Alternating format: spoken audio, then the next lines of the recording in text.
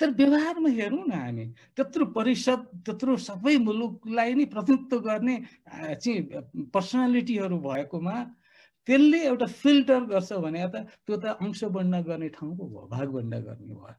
अब प्रधान न्यायाधीशले समेत भाग खोजेको कुराहरू चाहिँ बाहिर आयो भनेपछि कहाँबाट कहाँ पुग्यो यो, होइन? अर्को त्यो भागबन्डमा परिसकेपछि अर्काको भागमा उसले सिफारिस गरेको मान्छेको क्यापासिटी, उसको योग्यता, उसको क्षमता, उसको नैतिकता के छ भनेर कसैले प्रश्न उठाउने आवश्यक ठानेन, किनभनेदेखि सबैलाई आफ्नो आफ्नो इन्ट्रेस्ट छ। हेर्नु सबभन्दा ठुलो मेजर त्यो ब्यारियर चाहिँ त्यहाँ मैले देखिरहेको छु। अर्को हामी सबै कराउँछौँ, भन्छौँ, देखिरहेछौँ, होइन? राम्रो भन्दा हाम्रोमा सबै मुलुक गयो। मुलुक यी इन्स्टिट्युसनहरू त मुलुकको बनाउनु पर्नेमा जो लिडरसिपमा छ उसले आफ्नो चाहिँ बनाउने तर्फ, होइन, लाग्दाखेरिको परिणतिहरू हामीले देखिरहेछौँ। र लाज लाग्छ भन्नलाई म पनि त्यही पदमा गएर म भनौँ न पुगेको मान्छे हुँ कि यी पद प्राप्तिको लागि पैसाको लिलामीमा चढेको कुराहरू पनि बजारमा आउँछ। कसैले भन्छ कि यति दिएर भएँ भनेर भन्छ। भन्दाखेरि हाम्रोमा चाहिँ के भइदियो भने त्यो संसदीय सुनवाई भनेको चाहिँ दलीय भागबन्डलाई औपचारिकता दिने एउटा चाहिँ निरीह संस्थाको रूपमा यो रह्यो। लाजमर्दो अवस्था। औपचारिकता दिने भन्दा बाहेक केही पनि गरेन। र फेरि कानुन बनाउँदाखेरि नि यसरी बनाइयो कि अथवा नियम बनाउँदाखेरि 45 दिनभित्र, अहिले नि हेर्नुहोस् न, अब त्यत्रो गाई जात्रा हिसाबले चाहिँ सिफारिस भएको छ, संसद छैन। अब संसद नभएको हुनाले 45 दिनभित्र चाहिँ संसदले चाहिँ केही पनि कारबाही नगरेमा अटोमेटिकली नियुक्त हुने भन्ने प्रावधान छ। त्यसैको आधारमा चाहिँ नियुक्त गर्ने परिपन्च बसिरहेछ। अनि यो सबै मोरालिटीको कुराहरू आयो। उसको के हैसियतमा म जाँदैछु भन्ने त्यो कुरा बिर्सिदिए, होइन? अब पैसाको थैली तयार गरेर पद खोज्नलाई हिँड्ने, होइन? यस्ता पात्रहरू परेपछि चाहिँ कसरी ती पात्र र ती प्रवृत्तिबाट चाहिँ हामीले त्यसको चाहिँ भनौँ न अझ राम्रो काम गर्ला भनेर अनुमान गर्ने। अर्कोतर्फ नियुक्ति गर्नेको पनि वास्तवमा सबभन्दा खराब नियति रह्यो। हेर्नुहोस् है, अब सबै खालका दलहरूको सरकार गएको छ, सबै दलहरूको प्रवृत्ति देखिसकेको छ। कसैले धेर गरेको छ, कसैले थोर गरे होला, प्रवृत्ति त एउटै नै छ, होइन? अब चाहिँ हाम्रोलाई भन्दा राम्रोलाई भन्दा हाम्रोलाई चाहियो, त्यहाँ कमजोर पुर्याउने। अर्को रणनीति के देखिन्छ पछिल्ला दिनहरूमा भने कमजोरलाई त्यहाँ पुर्याउने, आफूलाई परेको बखत तिनै मार्फत आफ्नो पक्षमा निर्णय गराउने वा आफ्ना विरोधीलाई चाहिँ मास्ने औजारको रूपमा प्रयोग गर्ने, यस्ता खालका त्यो प्रवृत्ति पनि देखिन्छ है। अब अहिले सबभन्दा यतिखेर मुलुक डराएको यो प्रवृत्तिबाट चाहिँ हामी पीडित हुन्छौँ कि भन्ने मुलुक डराइरहेछ। अदालत होस् कि संवैधानिक निकायहरू कि यो कुराहरू देखिरहेछ।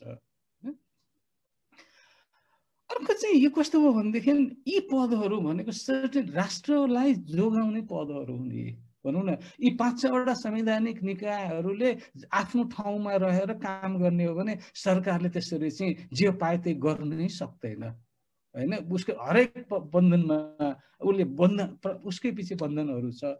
तर अब त्यस्तो चाहिँ काम गर्न सक्ने पात्रलाई पुर्याउनु भन्दा आफ्नालाई पुरस्कार दिने, होइन? अनि त्यो जुन खोटो नियत छ त्यो नियतले चाहिँ हाबी हुँदाखेरिको परिस्थिति भयो। त्यो तत्कालीन त्यो अख्तियारका प्रमुख लोकमान्जी हुनुहुन्थ्यो, उहाँको क्रियाकलाप गतिविधिलाई हेरेर संविधान निर्माण गर्दा चाहिँ त्यो संविधानले नै के गर्यो भने अख्तियारको अधिकारलाई नै सङ्कुचन गरिदियो। त्यो अनुचित कार्य सम्बन्धी जुन उसले काम गर्न पाउने थियो त्यो अधिकार नै खोसिदियो। हेर्नुहोस् पात्रले कति असर गर्दो रहेछ भन्ने कुराहरूमा। त्यो संस्था मारमा पर्यो। एउटा गलत व्यक्ति उहाँहरूले ल्याउनु भयो, उसले गलत गर्यो, त्यसले मार्नुभयो, संस्थालाई मार्दिनु भयो, होइन? अर्को चाहिँ अर्को चाहिँ नेतामुखी भयो। नेतामुखी भन्दाखेरि अब नेतालाई खुसी नपारिकन मन्त्री पनि नहुने, अब टिकटको पनि सुनिश्चित नहुने, अब यी धेरै प्रब्लमहरू छन् नि त। मन्त्री नभइकन स्रोत साधन परिचालन गर्न गाह्रो हुने लगायतको कुराले गर्दाखेरि चाहिँ अनिखेर दुईटालाई उनीहरूको समूह केमा म गएको देख्छु भन्दाखेरि विधायकी काम भन्दा पनि झोला बोकेर मन्त्रालय धाछ, कसको योजना पार्नु छ, कसलाई जागिर दिनु छ, नेतालाई खुसी पारेर केही पाइन्छ कि भन्नु छ भन्दाखेरि प्राथमिकता त्यतातिर गयो। त्यसैले यो प्राथमिकतालाई कसरी डाइभर्ट गर्ने होला, उनीहरूलाई कसरी विधायकी काममा चाहिँ फोकस्ड गरेर नेसनका सबै इन्स्टिट्युसनलाई एकाउन्टेबल बनाउने गरेर भूमिका निर्वाह गर्न सक्छन्, एउटा त्यो कुरा चाहिँ हामीले सोच्नुपर्ने जस्तो लागेको छ। मैले त्यो हाम्रो विकनेस त्यो भयो। अर्को अघि नै कुरा आइसक्यो, निर्वाचन यति महँगो भयो होइन। अब निर्वाचन महँगो हुनुको मतलब चाहिँ एउटा त स्वच्छ र इमान्दार पाखा लाग्ने भयो, क्रमशः लागिसक्यो होइन। अर्को चाहिँ त्यो निर्वाचन कोसँग छ भन्दा अपराधीसँग छ, जससँग ब्ल्याक मनी छ, जसले बेइमान गरेर कमाएको छ, त्योसँग पैसा छ मुलुकमा। अनिखेर निर्वाचन चाहिँ निर्वाचित निकाय त्यस्ता अपराधीको पकडमा जाने भयो। हामी इन्डियामै हेरेका छौँ। इन्डियाको चाहिँ सबभन्दा पछिल्लो निर्वाचनको रिजल्ट हेर्दाखेरि पनि झन्डै 48% सांसदहरू चाहिँ सिरियस क्रिमिनल चार्ज अदालतमा छ, त्यस्ता मान्छेहरू गएका छन्। हामी त्यही बाटो पछ्याइरहेका छौँ। त्यो चाहिँ हाम्रो उसमा चाहिँ के देखियो भने दलहरूभित्रको प्रवृत्ति भन्छु म। चुनावको बेलामा दलका लागि कसले जित्छ भन्दा पनि लिडरसिपलाई कहाँ चिन्ता भन्दाखेरि पनि आफ्नो गुटकोलाई कसरी बढी टिकट दिने। दलहरूले मेजर दलहरूले हार्नुको कारण चाहिँ अब यसले गर्दाखेरि चाहिँ अन्तर्घात अहिले चाहिँ एउटा संस्थागतै भइसक्यो अन्तर्घात। त्यसले गर्दाखेरि यो पाटोलाई चाहिँ अन्तर्घातलाई कसरी चाहिँ कम गर्न सक्ने अर्को कुरा। अर्को एउटा मेजर पाटो चाहिँ समानुपातिक तर्फको जुन सिटहरू हामीले चाहिँ अलोकेट गर्यौँ, समानुपातिक त्यतिखेर हामीले लिएको भनेको चाहिँ कमजोरहरूलाई चाहिँ सिस्टममा सर्टेन अवधिसम्म लिएर आएर उसलाई उसको क्यापासिटेट भएपछि यो अवधिलाई यसलाई चाहिँ क्रमशः गर्दै जाने भने।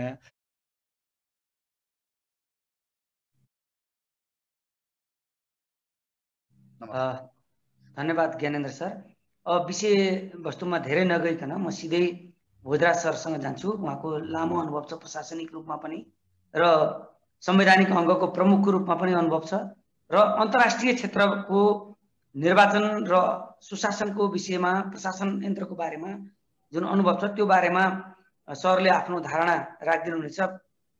त्यसपछि सर म्याडमहरूले क्वेसनहरू च्याटबाट पनि सोध्न सक्नुहुन्छ र सिधै प्रश्न पनि सोध्न सक्नुहुन्छ। मुख्य गरिकन यो 7 साल यता कुनै पनि सरकारले 5 वर्ष काम गर्न नसकेको संवैधानिक अङ्गहरू जुन शक्ति पृथ्वीकरणको सिद्धान्त छ त्यो अनुसार काम नगर्दाखेरि व्यक्तिमा निर्भर हुने केपी ओलीले सुधार गर्दैनन् या अर्को कुनै मान्छे आएर गर्ला भन्ने जुन प्रवृत्ति छ, संस्थाहरूलाई बलियो बनाउने काम किन हुन सकिरहेको छैन र यो कसरी अगाडि बढ्छ भन्ने विषयमा म आदरणीय भोजराज सरलाई आफ्नो धारणा राखिदिनु हुन अनुरोध गर्छु र त्यसपछि प्रश्न उत्तरको सेसन सुरु हुनेछ। भोजराज सर। धन्यवाद जगतजी। फेरि पनि सम्पूर्ण आदरणीय गुरुहरूलाई सादर वन्दना। मलाई त डर पनि लागिरहेको छ, यत्रो सबै मेरो गुरुहरूको अगाडि के भन्नु मैले अघि। अब फेरि मलाई अप्ठ्यारो जगतजीले के पारिदिनु भयो भने मलाई सुरुमा चाहिँ 4-5 दिन अगाडि दाइ हाम्रो यस्तो चौतारी छ, हामी इन्फर्मल भलाकुसारी गर्छौँ, दाइले चाहिँ यो के अरे कन्स्टिट्युसनल अर्गानहरूको चाहिँ किन क्षयीकरण भयो यसको विषयमा अलिकति बोलिदिनुहोस् न भन्नुभएको थियो। हिजो चाहिँ त्यो औपचारिक वेबिनारको निम्तामा त के अरे त्यसमा थपिएछ के अरे अस्थिर राजनीति, त्यसपछि गएर खर्चिलो निर्वाचन भनेपछि यी 3टा यस्तै विस्तृत विषयहरू छन्। यी सबैलाई संयोजन गरेर कुरा राख्नलाई मेरो क्षमता छैन कि पहिल्यै मैले नै गर्नु पर्यो। दोस्रो चाहिँ मेरो आफ्नो व्यक्तिगत कुरा हो, फेरि अन्यथा नलियोस्। आज झन्डै मैले चाहिँ भर्खरै आउँदैछु डाक्टर कहाँबाट कि एउटा मेरो चेकअप थियो, 11 बजे गएको। आज दिउँसो के बोल्ने सोध्छु भनेर सोचिरहेको थिएँ। कुर्दा अहिलेसम्म पनि डाक्टरको के अरे रिपोर्ट देखाउनु पाइएन। अनि कुद्दै आएर खोल्दैछु, अलि एकछिन अगाडि ढिलो पनि भयो। त्यसैले मेन्टली म यत्रो विद्वत समूहको अगाडि बढ्नलाई म त्यति प्रिपेयर्ड छैन। त्यसले गर्दाखेरि मेरा कमी कमजोरीहरूप्रति अहिले नै चाहिँ माफी माग्छु। म कुनै औपचारिकतातिर गइनँ, किनभने अनौपचारिक थलो भनेको पनि यहाँले त अब सभापति राख्नुभयो, स्वागत छ, मन्तव्य सबै आयो, खैर एउटा प्रक्रिया राखौँ। तर एउटा मेरो आग्रह चाहिँ के छ भनेदेखि हामी किन पछाडि परेका छौँ भन्दाखेरि धेरै फ्याक्टर्सहरू छ। त्यसमध्ये एउटा फ्याक्टर सबैतिर हामी बढी चाहिँ त्यो के औपचारिक बढ्ता गयौँ होइन। अब मञ्चमा राखे जस्तै गरेर नेपालीले गरेको काम मैले युएसएमा पनि धेरैवटा कार्यक्रममा भाग लिएँ कि अब प्रमुख अतिथि पनि चाहियो, सभापति पनि चाहियो, स्वागत मन्तव्य पनि चाहियो, धन्यवाद पनि चाहियो भन्दाखेरि यो अब यी कुराहरूलाई चाहिँ हामीले कसरी रिभ्यू गर्ने हो, यो सबै हाम्रोले सोच्नु पनि पर्छ भन्ने मात्रै। अहिले त्यो राखेकोमा मेरो आपत्ति होइन कि, तर कसरी ट्रेडिसनबाट हामी बाहिर जाने हो त्यो वे आउट चाहिँ हामीले खोज्नुपर्छ भन्ने यो विद्युत वर्गलाई मेरो आग्रह। अब तीनटा पाटो छन्। अहिले फेरि साथीहरूले सन्दर्भ कुरा राख्दाखेरि एकदम लेटेस्ट कुराहरू पनि राख्नु भएको छ, अरू कुराहरू पनि आछ। मलाई के लाग्यो भनेदेखि मैले धेरै अघि एकजना साथीले भन्नुभयो आज चाहिँ यो चाहिँ प्रस्तुतिको सेसन भन्दा पनि हुन्छ भनेर भन्नुभयो। त्यो होइन। म के चाहन्छु भनेदेखि हाम्रो यहाँहरूले के सुन्न चाहनु भएको छ, म एकहोरो बोलिराखेर वान वे ट्राफिक भयो भने त अन्याय हुँदैन होइन। त्यसले गर्दाखेरि म के कुराहरू संक्षिप्तमा राख्छु, सकेसम्म हामी बहस गरौँ, छलफल गरौँ। त्यसले गर्दाखेरि चाहिँ हामी सबैले सहभागी पनि हुन पाउँछौँ। मैले केही कुराहरू यहाँहरूले सुन्न चाहेको कुरा, मेरो क्षमताभित्रको कुराहरू म यहाँहरूसँग पस्किन पनि सक्दछु, त्यो पनि म आग्रह गरेँ। पहिलेबाट संवैधानिक अङ्गहरूतिर नै जाउँ। अब यो विद्युत समूहमा मैले भनिरहनु पर्दैन, संसारको जुनसुकै कार्यपालिका पनि एउटा क्यारेक्टर भनेको चाहिँ ऊ हस्तक्षेपकारी हुन्छ। उसले चाहिँ त्यो साँडे जस्तो कुनै ऐन कानुन मान्नु पर्दैन, कसैले भनेको टेर्नु पर्दैन, मलाई जे मन लाग्छ म त्यो गर्छु भन्ने एक्जिक्युटिभको क्यारेक्टर हो। अब नेपालको के कुरा गर्नु, अब ट्रम्पकै कुरा हामी सबैले नाटक देखिरहेछौँ होइन।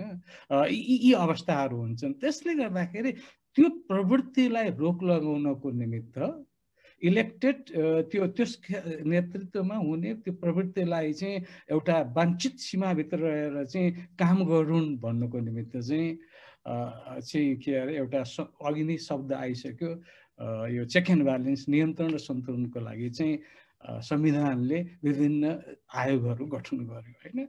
हिजोको संविधानमा हाम्रो 6वटा आयोग थियो, अहिले पछिबाट अझ नपुगेर 8वटा आयोग थप्यौँ होइन।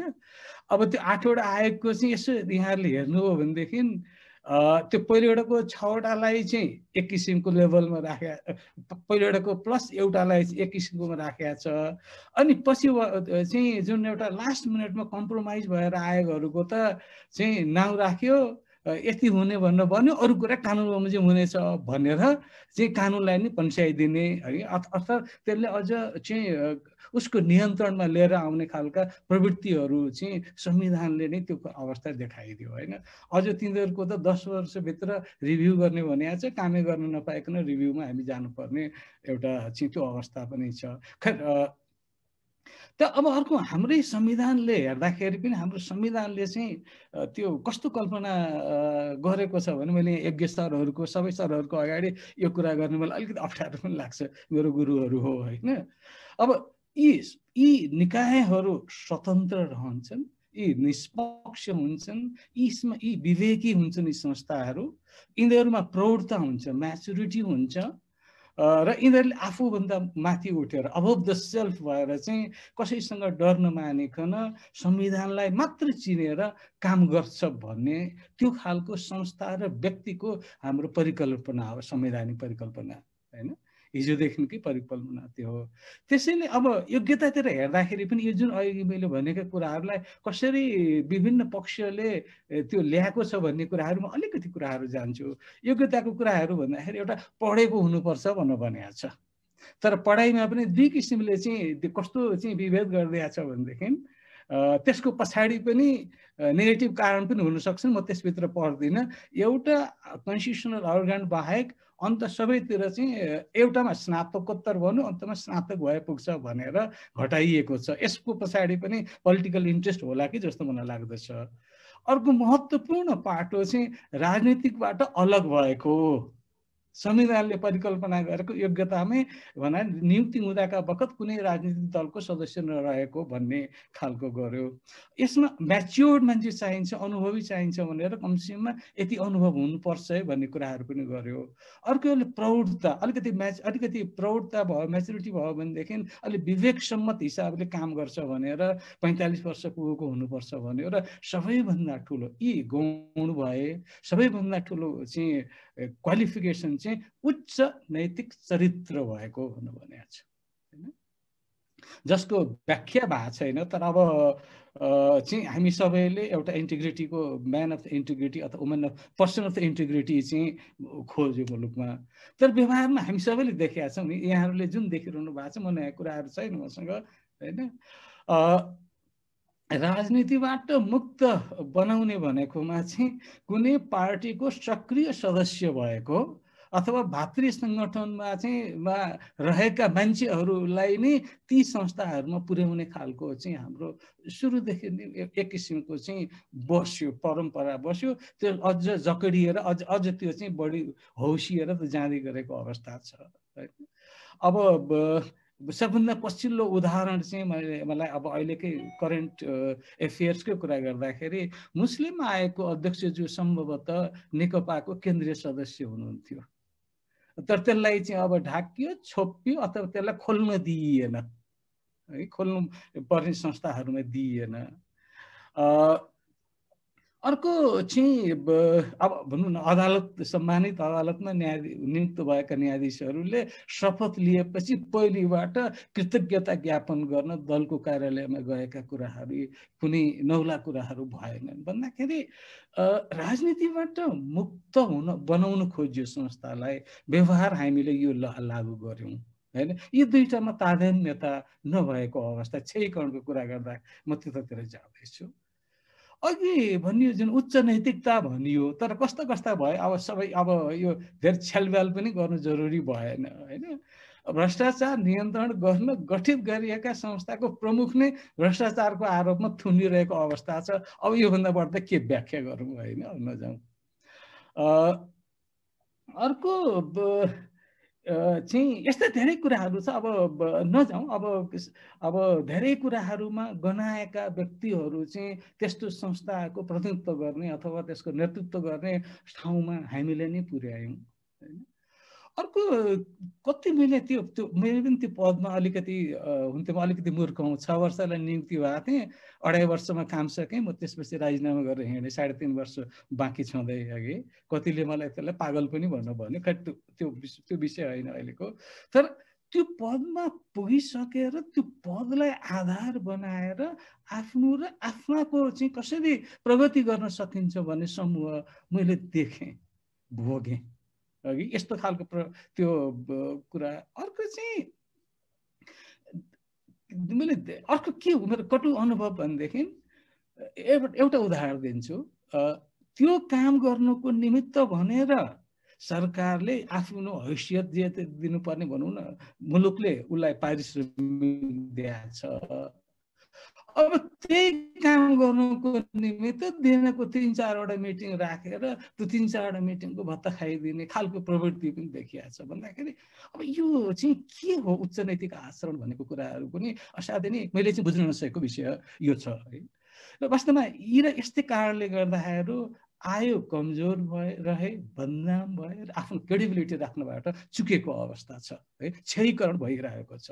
अर्को पाटो हेर्दाखेरि चाहिँ यो नियुक्तिको प्रक्रियाले नै नियुक्तिको प्रक्रियाले कस्तो राम्रो व्यक्ति ल्याउने परिकल्पना गर्यो। किनभने सरकारले नै यस्तो उसमा संसारका धेरै मुलुकहरूमा चिफ एक्जिक्युटिभबाट सिफारिस गरेको मान्छे नियुक्ति हुने प्रचलन पनि छ यी पदहरूमा है। तर हाम्रो जुन किसिमको पोलिटिकल कल्चर छ यसमा चाहिँ विश्वास गरिहाल्नु हुँदैन है। एउटा एक किसिमको वातावरण बनाएर जानुपर्छ भनेर चाहिँ सरकारको नियन्त्रणबाट बाहिर ल्याउनको निमित्त संवैधानिक परिषद, न्याय परिषदको सिफारिसमा संसदीय सुनवाई गरेर गर्ने भनेर धेरै नै हामीले यो फिल्टर्ड गरेर गऱ्यौँ हैन। अर्को अन्तको पनि देखेर त्यो संसदीय सुनवाईको त सबभन्दा पहिलेको गिन्नी पिग त म पनि हुँ, मेरै पालामा सुरु भयो है।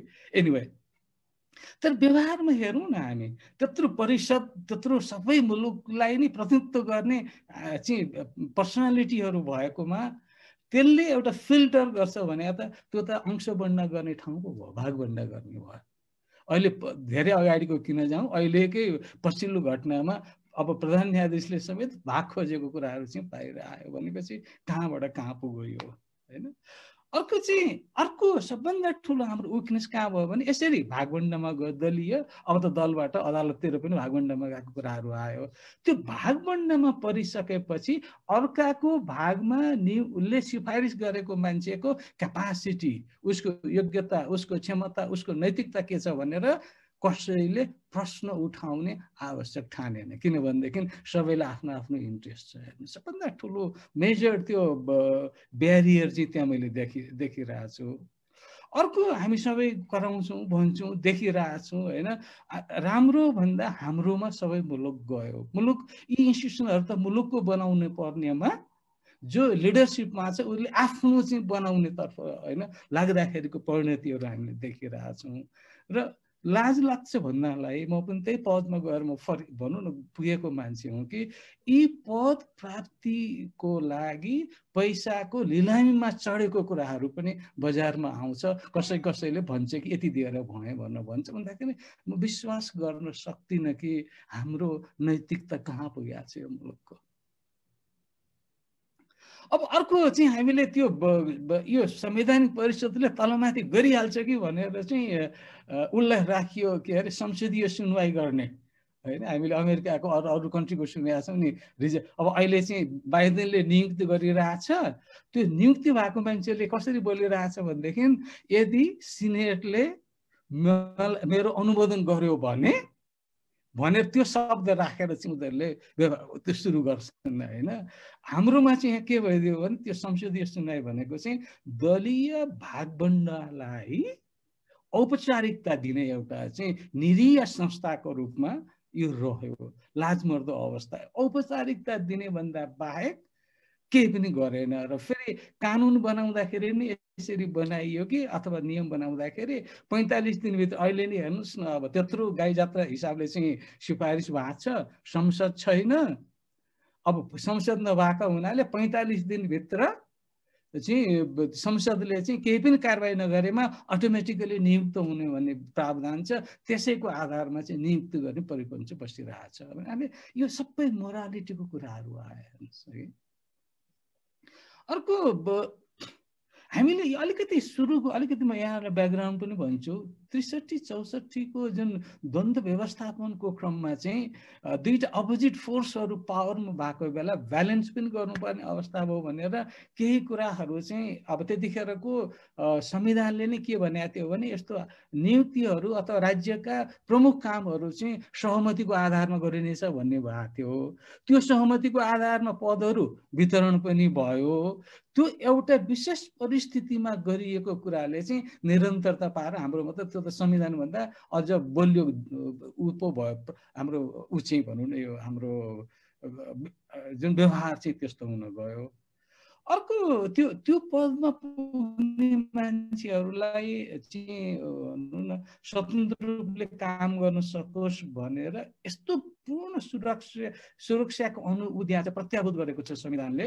उदाहरणको लागि उसलाई कति बलियो पारेको छ भन्दाखेरि कोही चाहिँ भनौँ न उसले आफूले छोडेमा अथवा दैव लागेमा अथवा राजीनामा दिएमा अथवा मृत्यु भएको अवस्थामा बाहेक सामान्यतया त्यो पद खाली हुँदैन। किनभने अर्को उमेर नपुगेमा भन्छ, महाभियोग लागेमा भन्छ, जुन अवस्था हाम्रो जस्तो पोलिटिकल उसमा चाहिँ सम्भवै देखिँदैन। 2/3 कस्ता केसमा लागू भएन हामीले देखिरहेछौँ, होइन? भन्दाखेरि यति बलियो पारेको छ त्यो मान्छेहरू चाहिँ निष्पक्ष रूपले काम गर है भनेर चाहिँ त्यो गरिदियो। अर्को यो पदमा छँदाखेरि कसैको मोलाइजा गर्ला, लोभ लाभमा परेर गर्ला, त्यसबाट पनि उसलाई निवृत्त गराउँ है भनेर चाहिँ र स्वतन्त्र रूपले काम गर्न सकोस् भनेर अवकाशपछि उसलाई चाहिँ कुनै पनि चाहिँ सरकारी उसमा चाहिँ काम उसमा फेरि काम दिइने छैन अथवा नियुक्ति नपाउने भनेर चाहिँ हामीले व्यवस्था गर्यौँ। तर यहाँनिर अलिकति चाहिँ क्ल्यारिटीको लागि एउटा मैले कुरा के भन्नुपर्छ भने जुन पहिलेदेखिको ६३ को इन्टरिम कन्स्टिट्युसनको जे भाषा थियो अहिले पनि त्यही भाषा छ। ६ वर्षको पदावधि हुनेछ, त्यसपछि चाहिँ त्यसको पुनर्नियुक्ति हुने छैन, अथवा यदि आयुक्त अथवा सदस्य छ र उसको माथिल्लो प्रमुखमा नियुक्ति भयो भने पनि त्यो ६ वर्षकै गणना गरिन्छ भन्ने संविधानको भाषा थियो। तर यो ७० सालभन्दा अगाडिको निर्वाचन गर्ने क्रममा चाहिँ राज्यले जालझेल गर्यो। अब के भन्ने, किनभनेदेखि त्यतिखेर अब ६ वर्ष पुगिसकेको मान्छेहरूलाई नै नियुक्त गर्यो संवैधानिक परिषदले। अब के दोष दिनु, अब संविधानको व्याख्या अखिलराजजी त्यसको सरकारको प्रमुख हुनुहुन्थ्यो, त्यो कुरा अदालतमा गएर चाहिँ च्यालेन्ज गरियो, जस्तो अहिले संवैधानिक परिषदको उसमा चाहिँ च्यालेन्ज भयो जस्तै। अब चाहिँ के प्रपञ्च गरियो, त्यसको सुनवाई नै नहुँदै टारेर अन्खेर त्यसलाई चाहिँ मारियो हैन। त्यो कसरी चाहिँ विभिन्न कन्स्टिट्युसनल इन्स्टिट्युसनहरूले टाइमली एक्ट नगर्दाखेरि मुलुक पछाडि पर्छ भन्ने एउटा त्यो चाहिँ एउटा उदाहरणको लागि मात्रै मैले यहाँलाई त्यो राखेँ। अब सरसर्तीमा मैले चाहिँ यी सधैँ भनेपछि अब किन कमजोर भयो भन्दाखेरि चाहिँ मैले दुईटै कुराहरू देख्छु। एउटा नियुक्त जुन पात्रहरू नियुक्त भयो र तिनको प्रवृत्ति भयो, एउटा त्यसले कमजोर बनायो भने अर्को चाहिँ नियुक्ति गर्नेहरू नै कमजोर भयो भन्छु म। जस्तो पात्र र प्रवृत्तिको कुरा गर्दाखेरि अघि पनि मैले अलिकति भने, पदको लागि दलको नजिक छु भनेर आबद्धता देखाएर सर्टिफिकेट लिएर जाने, त्यो लेभलको पोजिसनमा हुने मान्छेले पनि त्यसरी हिँडेको सुनिन्छ। जस्तो सुकै काम गर्ने पनि प्रतिबद्धता जनाइदिने, उसको के हैसियतमा म जाँदैछु भन्ने त्यो कुरा बिर्सिदिने हैन। अब पैसाको थैली तयार गरेर पद खोज्नुलाई हिँड्ने हैन। यस्ता पात्रहरू परेपछि चाहिँ कसरी ती पात्र र ती प्रवृत्तिबाट चाहिँ हामीले त्यसको चाहिँ भनौँ न अझ राम्रो काम गर्ला भनेर अनुमान गर्ने। अर्कोतर्फ नियुक्ति गर्नेको पनि वास्तवमा सबभन्दा खराब नियति रह्यो हेर्नुहोस् है। अब सबै खालका दलहरूको सरकार गएको छ, सबै दलहरूको प्रवृत्ति देखिसकेको छ, कसैले धेर गरेको छ, कसैले थोर गरे होला, प्रवृत्ति त एउटै नै छ हैन। अघि नै मैले भनिसकेँ, म दोहोऱ्याउँदिनँ हैन। अब चाहिँ हाम्रोलाई भन्दा हाम्रोलाई चाहियो, त्यहाँ कमजोर पुर्याउने। अर्को रणनीति के देखिन्छ पछिल्ला दिनहरूमा भने, कमजोरलाई त्यहाँ पुर्याउने, आफूलाई परेको बखत तिनै मार्फत आफ्नो पक्षमा निर्णय गराउने वा आफ्ना विरोधीलाई चाहिँ मास्ने औजारको रूपमा प्रयोग गर्ने, यस्ता खालका त्यो प्रवृत्ति पनि देखिन्छ है। अब अहिले सबभन्दा यतिखेर मुलुक डराएको यो प्रवृत्तिबाट चाहिँ हामी पीडित हुन्छौँ कि भन्ने मुलुक डराइरहेछ। अदालत होस् कि संवैधानिक निकायहरू कि यो कुराहरू देखिरहेछ। अर्को चाहिँ यो कस्तो हो भनेदेखि, यी पदहरू भनेको सर्टेन राष्ट्रलाई जोगाउने पदहरू हुने भनौँ न। यी 5-6वटा संवैधानिक निकायहरूले आफ्नो ठाउँमा रहेर काम गर्ने हो भने सरकारले त्यसरी चाहिँ जे पाए त्यही गर्नु नै सक्दैन हैन। उसको हरेक बन्धनमा उसले उसकै पछि बन्धनहरू छ। तर अब त्यस्तो चाहिँ काम गर्न सक्ने पात्रलाई पुर्याउनु भन्दा आफ्नालाई पुरस्कार दिने हैन। अनि त्यो जुन खोटो नियत छ, त्यो नियतले चाहिँ हाबी हुँदाखेरिको परिस्थिति भयो। त्यसैले हो। तर मलाई के देखेँ भने, व्यक्तिमा आधारित अथवा पात्रमा आधारित रहेछ भन्ने कुराहरूको म 2-3टा एक्जाम्पल म रिकल मात्रै गर्छु यहाँहरूलाई, मलाई भन्दा बढ्ता चाहिँ इन्फर्मेसन छ। तत्कालीन त्यो अख्तियारका प्रमुख लोकमानजी हुनुहुन्थ्यो, उहाँको क्रियाकलाप गतिविधिलाई हेरेर संविधान निर्माण गर्दा चाहिँ त्यो संविधानले नै के गर्यो भने अख्तियारको अधिकारलाई नै सङ्कुचन गरिदियो। त्यो अनुचित कार्य सम्बन्धी जुन उसले काम गर्न पाउने थियो त्यो अधिकार नै खोसिदियो। हेर्नुहोस् पात्रले कति असर गर्दो रहेछ भन्ने कुराहरूमा। त्यो संस्था मारमा पर्यो। एउटा गलत व्यक्ति उहाँहरूले ल्याउनु भयो, उसले गलत गर्यो, त्यसले मार्नुभयो, संस्थालाई मार्दिनु भयो हैन।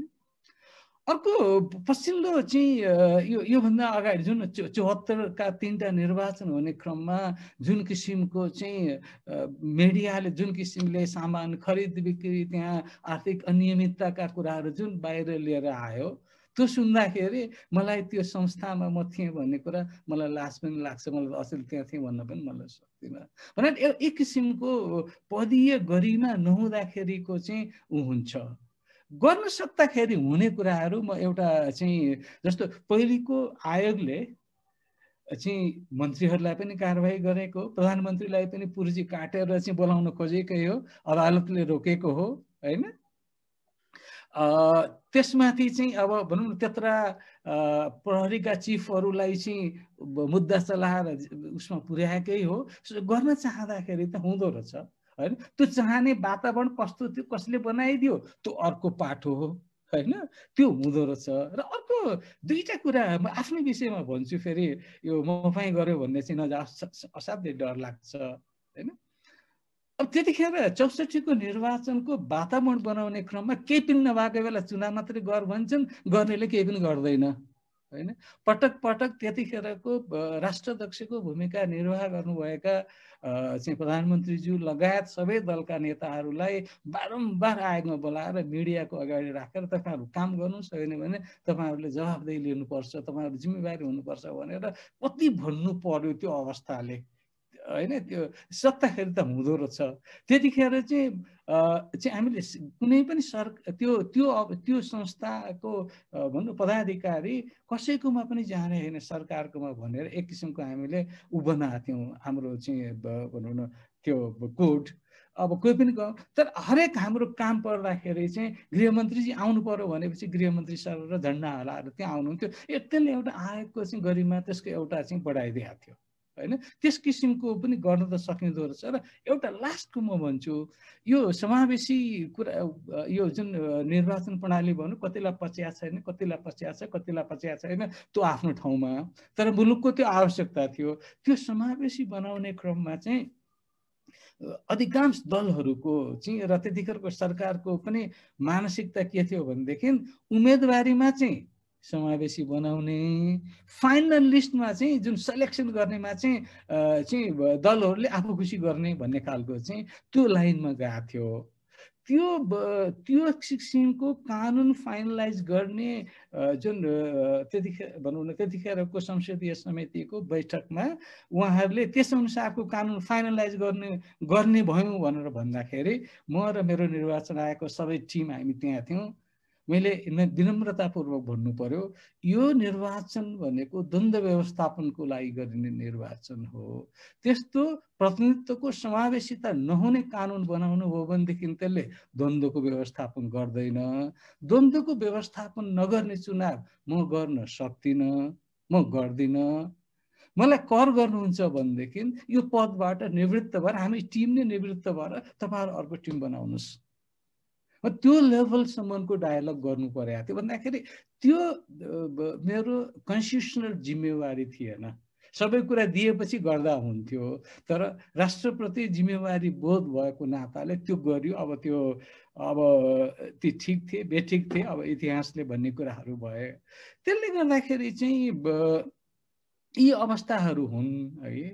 तर अर्को चाहिँ भन्नु यसैमा भन्नुपर्ने के देख्छु भनेदेखि राजनीतिकमा जुन किसिमको अस्थिरता आयो, राजनीतिले बाटो बिरायो, त्यसको छिटा सबैतिर हैन। त्यसैको प्रतिबिम्ब त हो नि त्यहाँ उब्जाउने पनि। त्यसले गर्दाखेरि मैले अब यो विद्वत संस्था, यो विद्वत समूहलाई चाहिँ मलाई यसले कसरी दर बनाउने होला भन्दाखेरि चाहिँ म दुई तीनटा कुरा जस्तो मलाई लागेको कुराहरू राख्छु। एउटा चाहिँ हामीले छनौट प्रक्रियालाई पारदर्शी बनाउने कसरी हामीलाई चाहिँ एउटा सुनिश्चितता गर्न सकिन्छ होला। अर्को त्यसमा चाहिँ उहाँहरूले पत्याएको होइन कि त्यहाँ बस्ने 5-6जनाले पत्याएको होइन कि समाजले पत्याइएका स्वतन्त्र व्यक्तिहरूको सिफारिस समितिलाई आधार मानेर पो चाहिँ एउटा अवस्था बनाउने हो कि, र ती व्यक्तिहरू पनि सार्वजनिक सुनवाईको कसीमा जो जाँचिन्छ त्यस्तोलाई मात्रै रोस्टरमा राख्ने जस्ता केही सर्टेन यो प्रक्रियागत कुराहरूलाई सुधार गरेर संविधानै सुधार गर्न त हामी सक्दैनौँ, प्रक्रियालाई चाहिँ अलिकति जिम्मेवार बनाउने हिसाबले सोच्न सकिन्छ कि भन्ने लाग्छ होइन।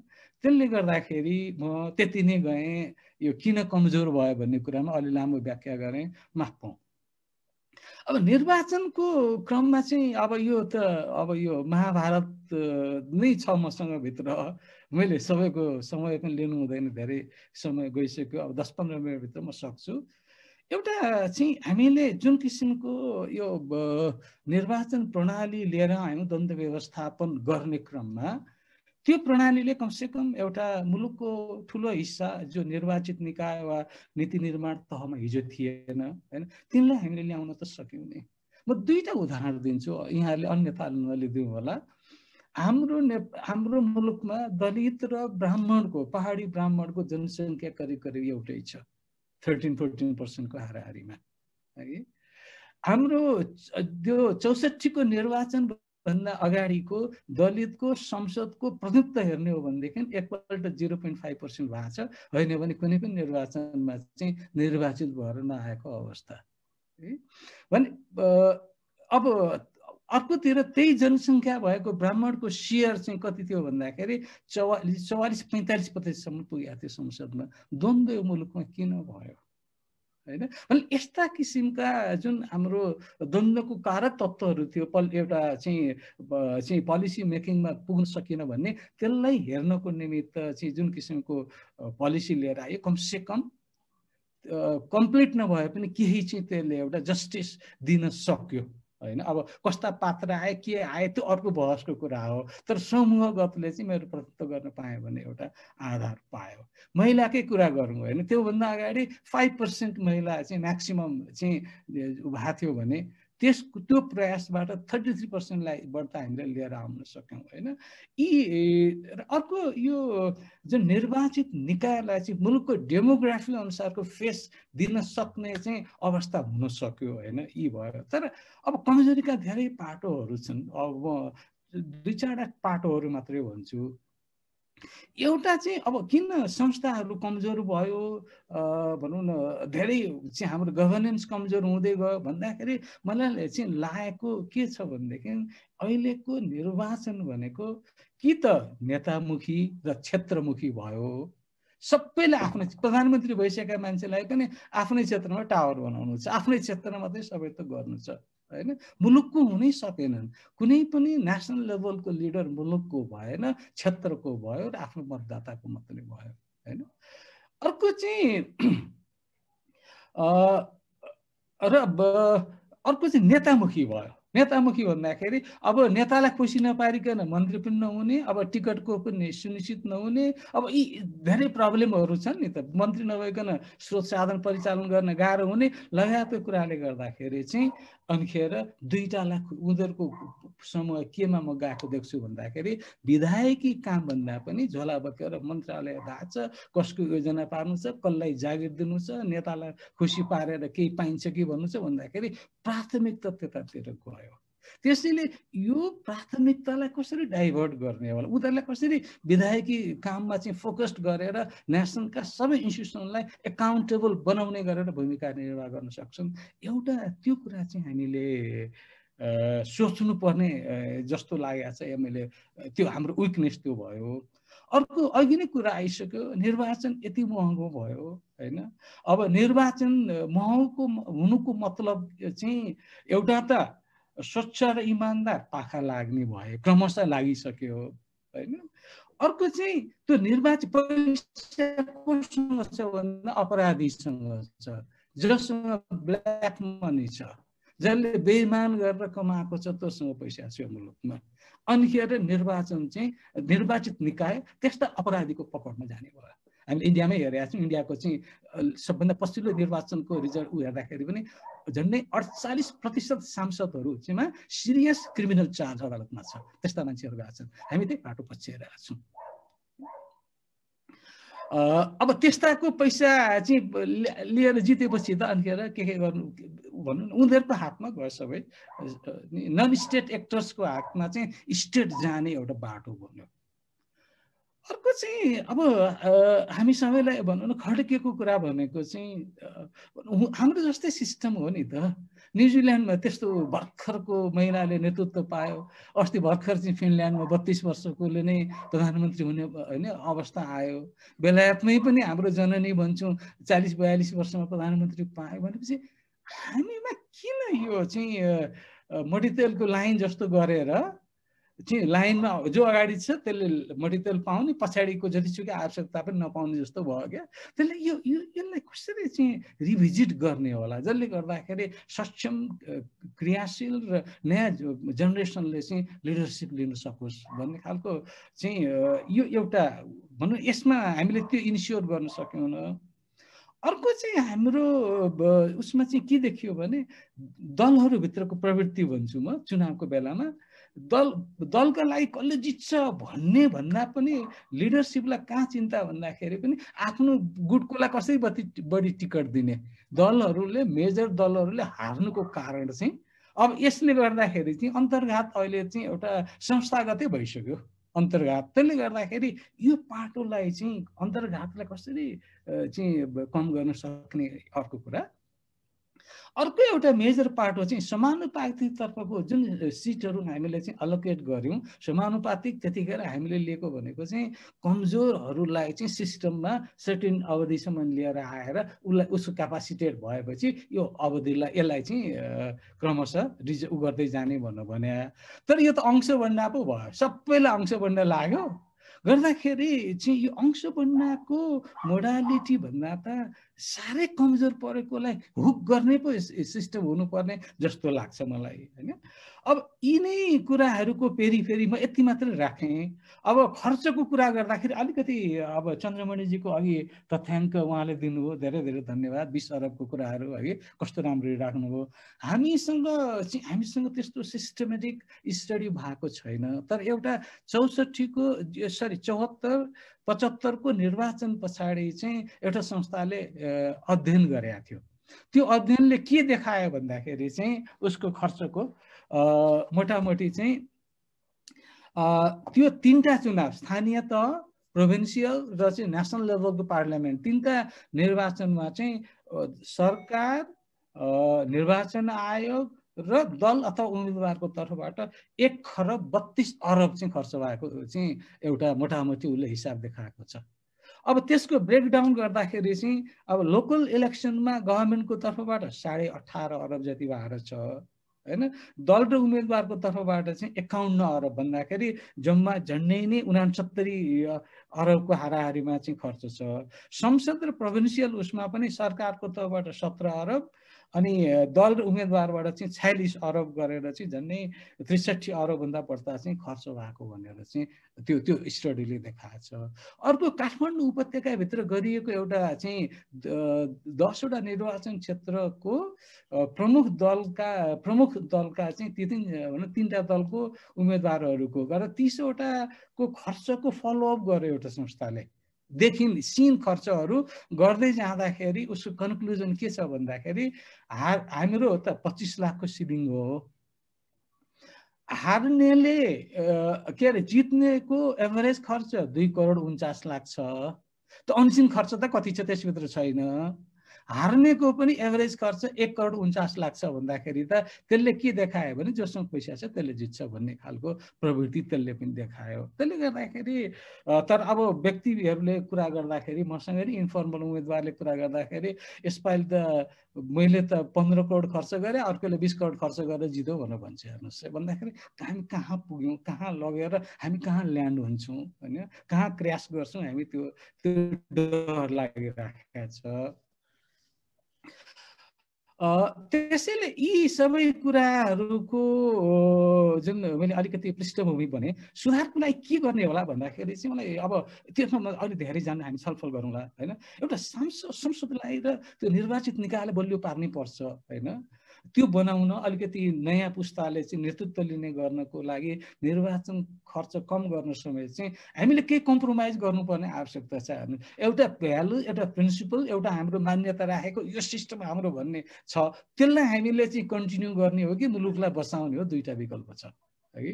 त्यो अवस्थामा मैले चाहिँ सरसर्ती हेर्दाखेरि र ग्लोबल कन्टेक्स्ट, निर्वाचनमा हुने खर्च, निर्वाचनमा हुने हिंसा, यी लागत कुराहरूलाई हेर्दाखेरि चाहिँ हामीले अब यो इलेक्ट्रोल सिस्टमलाई रिभ्यू गरेर निर्वाचन यो चाहिँ समानुपातिकतर्फ जानुपर्छ जस्तो मलाई देखिरहेको छु। एउटा कुरा यसमा धेरैको असहमति हुन सक्छ सैद्धान्तिक रूपमा। अर्को यो उम्मेदवारको छनौटमा हामीले पनि प्राइमरीमा जाने, जुन मैले अघि चाहिँ आफ्नै दलले हराउने छ, त्यसलाई उनीहरूले नै विश्वास गरेको उम्मेदवारलाई ल्याउने खालको प्रक्रियामा जानुपर्छ जस्तो लाग्छ। अर्को निर्वाचन सरप्राइजको प्याकेजको रूपमा आउँछ। सरप्राइज प्याकेज आउँदाखेरि असाध्यै नै त्यो महँगो हुन्छ, किनभने लास्ट मिनटको खर्च भनेर हुन्छ, दलहरूले पनि तयारी गर्न भ्याउँदैन। त्यसले गर्दाखेरि निर्वाचन हुने मिति चाहिँ कानुनमै तोक्नुपर्छ। जस्तो युएसले चाहिँ सेप्टेम्बरको होइन फर्स्ट विकको मङ्गलबार गर्ने भने आज उसले गर्छ भन्दाखेरि हामीले पनि त्यस हिसाबले लिँदाखेरि होला जस्तो लाग्छ। अर्को यो लोकल गभर्मेन्ट चाहिँ वास्तवमा डेभलपमेन्ट डेलिभरी गर्ने इन्स्टिट्युसन हो। यसलाई पोलिटिसाइज नगरेर स्वतन्त्र रूपले निर्वाचन गरेर चाहिँ दलहरूको त आफ्नो आफ्नो निकाय छँदैछ नि पोलिटिकल प्रोसेसमा गर्ने, त्यो पो गर्ने हो कि जस्तो लाग्छ। तर यो मेरो एउटा बिना आधारको मेरो यो सोचाइ हो। र अर्को चाहिँ सबभन्दा अलिकति डेभिएट गर्नुपर्ने कुरा चाहिँ सांसदलाई मन्त्री नबनाऊ भन्छु म चाहिँ। सांसदलाई मन्त्री नबनाऊ, उसलाई सांसदकै भूमिकामा हामी लैजाउँ, त्यसैमा केन्द्रीकृत गरौँ, जसले गर्दा उसले स्टेटका सबै इन्स्टिट्युसनहरूलाई त उही त हो नि एकाउन्टेबल बनाउने, सबैले एकाउन्टेबल बनाउन सक्छ, सबैलाई उनीहरू उभ्याउन सक्छ। र दलको संसदप्रतिको लगाम जुन धेरै छ त्यसलाई घटाउने पनि हामीले जानु पर्यो। उसलाई चाहिँ अलिकति स्वतन्त्र रूपले काम गर्ने दिने हिसाबको चाहिँ वातावरण बनाउनु पर्छ जस्तो लाग्छ। र अन्तिममा अब म यो अस्थिर राजनीतिमा म जान्न, किनभनेदेखि हामी सबैले नै भोगेका छौँ। अस्थिर राजनीति अरूले बनाएको होइन, हामीले नै बनायौँ। हामीले किन बनायौँ भन्दाखेरि हाम्रो आचरण भ्रष्ट भयो, हाम्रो दलहरू संस्थागत हुन सकेनन्, सबै व्यक्तिमुखी भएर गयो, सुशासन चाहिँ त्यो भाषणमा मात्र नै गयो, पारदर्शी र समावेशी हुन दलहरूले आवश्यकता ठानेनन्, विधि विधानबाट नचलेको परिणति सबै दलहरूको चाहिँ हामीले देखिरहेछौँ। यी सबै कुराले गर्दाखेरि दलहरूको यतिखेरको क्रेडिबिलिटी भनेको चाहिँ झन् जिरो लेभलमा पुगेको छ। उयो अरू विकल्प नभएर मात्रै नै यिनी दलमा हामी पछि लागिराखेका छौँ। विकल्प हुने हो भनेदेखि धेरैले अर्को बाटो रोज्ने बाटो चाहिँ अवस्था बनिसकेको छ। यसको लागि चाहिँ मसँग सुझाव त छैन, तर एक दुईवटा कुरा चाहिँ के लाग्यो भने दलहरूलाई चाहिँ जे गरे पनि हुन्छ, हामी सुप्रिमे हौँ होइन भन्ने। जस्तो अब डेभलप्ड कन्ट्रीहरूमा चाहिँ भनौँ मैले जति देखेँ र अब कम विकसित देशहरूमा पनि अब त्यो प्रक्रिया आएको छ।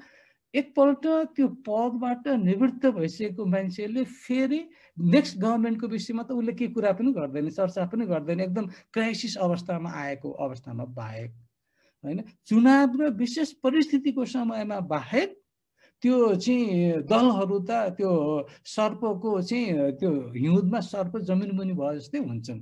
अरू बेला देखिँदैन, दलहरूको उनी देखिँदैन। हाम्रोमा त दलहरू नभइकन त त्यो जन्ती पनि नपाउने, मलामी पनि नपाउने जस्तो किसिमको अवस्था बनिसक्यो। भन्दाखेरि यो कुन लेभलको दलीयकरण चाहिँ हामीले खोजेको हो, यसको एउटा चाहिँ छुट्याउनै पर्ने हुन्छ।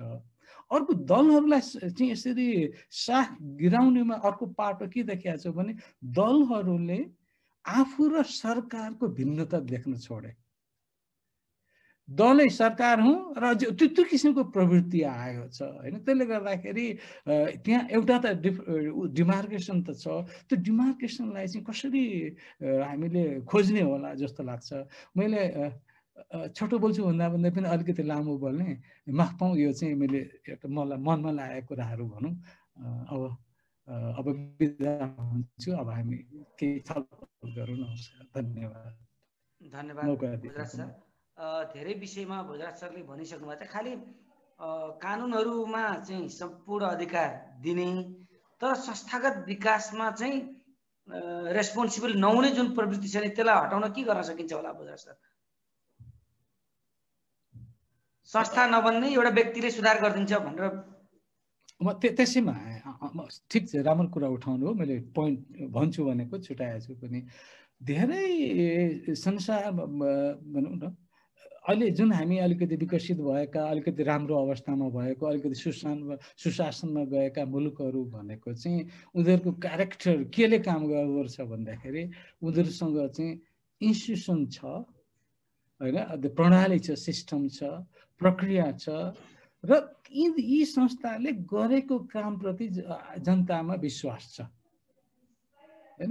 त्यो किसिमको एउटा चाहिँ कन्फिडेन्स लेभल चाहिँ छ। त्यसले गर्दाखेरि त्यो विश्वासमा पर्फेक्ट संसारमा कहीँ पनि छैन, तर त्यो विश्वासको जुन एउटा त्यान्द्रो छ त्यो त्यान्द्रोले ती मुलुकहरूलाई जोगाएको छ। हामीमा चाहिँ ती चाहिँ अब यो जुन अस्थिरताका कुराहरू अब भनौँ न पात्रहरू चाहिँ हुन नसक्ने खालका कुराहरूले गर्दाखेरि चाहिँ हामीले न इन्स्टिट्युसन बनाउन सक्नु, न सिस्टम बनाएको, एउटाले आउँछ बनाउँछ अर्काले आउँछ भत्काउँछ, के गर्ने, कन्टिन्युटी भएन, पोलिसी कन्टिन्युटी गर्न सक्यौँ हामीले, आइदर त्यो गभर्मेन्टमा होस् कि अरू इन्स्टिट्युसनहरूमा होस् है। र जनताको ट्रस्ट हामीमाथि सधैँ छैन। जतिसुकै कसैले राम्रो काम गर्यो भने पनि यसलाई कहाँ हुन्छ र भनेर खोट खोज्ने, नेगेटिभली हेर्ने हाम्रो चाहिँ त्यो खालको चाहिँ एउटा ब्याक अफ द माइन्डमा बसिसकेको छ। भन्दाखेरि यो शुद्धिकरणको कुरा गर्दाखेरि चाहिँ धेरैतिर एउटा शुद्धिकरणको आवश्यकता छ, इन्क्लुडिङ जनस्तरको लेभलबाट समेत। हाम्रो एउटा सानो उदाहरण दिन्छु म। निर्वाचनको कुरा गर्दाखेरि निर्वाचनमा धाँधली गर्नु हुँदैन, कानुनले भनेको छ। धाँधली गर्यो भने अर्काको नाउँमा मत हाल्यो भनेदेखि त्यो चाहिँ दण्डनीय हुन्छ भन्ने कुरा त्यो पनि कानुनमा छ, त्यो पनि थाहा छ सबैलाई है। तर नेतृत्वले के गर्छ, विभिन्न लेयरको, अब त्यो जुन एउटा नयाँ जेनेरेसनको एउटा युवालाई के भन्छ भनेदेखि बुझिस् मैले त आज 15 ठाउँमा छाप लगाएर आएँ, मैले त 33 ठाउँमा हालेँ भन्छ, अनि त्यसलाई चाहिँ स्याबासी सबै दिन्छ, लिडरसिपले पनि त्यसलाई स्याबास त्यसले भन्न भन्छ। त्यसरी त इन्स्टिट्युसन बन्दैन, त्यसरी सिस्टम बन्दैन। त्यसैले त्यो कसरी एउटा भनौँ न कानुन भनौँ रोल अफ लमा बेस गरेको सोसाइटी कसरी बनाउने सबभन्दा ठुलो कुरा त आजको हामीलाई आवश्यकता भएको त्यो कुरा छ। त्यो भयो भने सबै कुराहरू चाहिँ लाइनमा आउँछ। जस्तो अहिले जुन प्रकारको अन्तर्राष्ट्रिय अनुभव पनि सरसँग छ, जुन प्रकारको हामी अभ्यास गरिरहेका छौँ, एकातिर जनता चाहिँ चरम निराशातिर जाने, नेगेटिभमा मात्रै जाने, संवैधानिक संस्थाहरू कमजोर हुने, जसले जिम्मेवारी लिन्छ त्यो लिडरसिप चाहिँ सबभन्दा इरेस्पोन्सिबल भएर जाँदाखेरि हाम्रो लोकतन्त्रको भविष्य चाहिँ के होला, कता जाला? मैले त हेर्नुहोस् अब के अरे के सानो ठुलो कुरा भन्ने हाम्रो उखान छ है। यो नयाँ जुन परिकल्पना गरेर जुन एउटा चाहिँ एजम्सन भन्छ, जुन मान्यताको आधारमा चाहिँ 63, 64, 65मा चाहिँ लागियो, यो रूपान्तरण गर्न पाएदेखि यो मुलुकमा पोलिटिकल स्टेबिलिटी आउँछ, अनिखेर हाम्रो चाहिँ मुद्दा भनेको चाहिँ समृद्धि र स्थिरता हुन्छ, मुलुक चाहिँ कहाँबाट कहाँ पुग्छ भन्ने त्यो एजम्सन राखेर तपाईँ हामी सबै लाग्यौँ है। तर अहिले चाहिँ त्यो रिफ्लेक्सन आउँदाखेरि त त्यो ठिक गरेको थिएँ कि बेठिक गरेको थिएँ भन्ने चाहिँ त्यो सोच्न बाध्य बनाउँछ होइन। यो अर्को कुरा, संविधान आएर जुन किसिमको संविधानमा केही विमति छँदै आयो, खै त्यो कुरालाई हामी व्यवस्थापन अलिअलि गऱ्यौँ, केही बाँकी छ अवशेषहरू। र जसरी संविधान आएपछिको कार्यान्वयनको प्रक्रिया सुरु भयो, मेरो एक्सपेक्टेसन के थियो भनेदेखि अब यत्रो 2/3 बहुमतको सरकार आयो, नयाँ संविधान छ, मुलुक सुशासनबाट आक्रान्त छ, उसको नम्बर 1 हुने प्रायोरिटी त्यो सरकार बन्ने बित्तिकै मैले चाहिँ कान्तिपुरमा लेखेका थिएँ। अब त्यो मैले लेखेको कुरा नै म 1-2वटा कुराहरू मात्रै यहाँ भन्न चाहन्छु। मैले के भनेको थिएँ, यो सरकारको एउटै अर्जुन दृष्टि भनेको सुशासन कसरी कायम गर्न सकिन्छ त्यसमा हुनुपर्छ। त्यो सुशासन कायम गर्नलाई एक्स्ट्रा रिसोर्स चाहिँदैन, पैसा चाहिँदैन, कमिटमेन्ट भए पुग्छ, त्यो गरौँ। र अर्को चाहिँ जुन अघि भनियो संरचना बनाउनलाई, अब चाहिँ संस्थाहरू बनाउनको निमित्त, प्रणाली बनाउनको निमित्त यी कुराहरूमा चाहिँ मुलुक लाग्नुपर्छ है, यो हाम्रो प्राथमिकता हो। हैन गुड गभर्नेन्सको लागि होइन भने त्यो सुरुमा भने त्यसपछि सेकेन्ड टाइम केही समयपछि हेरेपछि चाहिँ अनिखेर मैले के लेखेको छु भनेदेखि यही रवैया रह्यो भने 10 वर्षको यो मुलुकको चाहिँ जुन एउटा 12 वर्षमा खोलो फर्किन्छ भन्ने जुन हाम्रो उ छ र विगत हामीले भोग्दै आएका छौँ पोलिटिकल चेन्ज यो 82 को हाराहारीमा पुग्दाखेरि यो मुलुकले अर्को परिवर्तन देख्छ भनेर पनि मैले चाहिँ मैले एउटा अन्दाज गरेर लेखेको थिएँ करिब अहिले त्यो बाटोमा जाँदैछ जस्तो देखिरहेको छु। सबैभन्दा ठुलो कुरा चाहिँ के हो भने चाहिँ एउटै कुरा मात्रै खड्कियो म भन्छु यहाँ मुलुकभित्र मैले देखेको छु अरू संसारभरको धेरै मुलुकहरूको मैले देखेको छु एउटा मुलुकले चाह्यो भने परिवर्तन गर्न सक्छ। अहिले नै भनौँ न ओलीजीले प्रधानमन्त्री हुने साथ सुरुका दिनमा त एउटा पोजिटिभ डिरेक्सन देखाउन खोज्नु भएको थियो नि त्यतिखेर त उहाँका विरोधीहरूले पनि गर्छ कि हुन्छ कि भनेर एउटा आश गरेका थियो नि तर बिस्तारै स्खलित हुँदै जानुभयो भन्दाखेरि लिडर राम्रो भएर गर्ने हो भने मैले पनि धेरै नेसनल इन्स्टिट्युसनहरू लिडरसिप भनौँ न लिडरसिप लिएर हेर्दाखेरि के देखेको छु भने यदि तपाईँ इमान्दार हुनुहुन्छ यदि तपाईँ लिडरसिप बाई एक्जाम्पल चाहिँ देखाउन सक्नुहुन्छ यदि तपाईँ क्रेडिबल हुनुहुन्छ भनेदेखि मान्छे तपाईँले गरेको सानातिना गल्तीलाई पनि भुललाई पनि गल्ती माफी दिन तयार छ।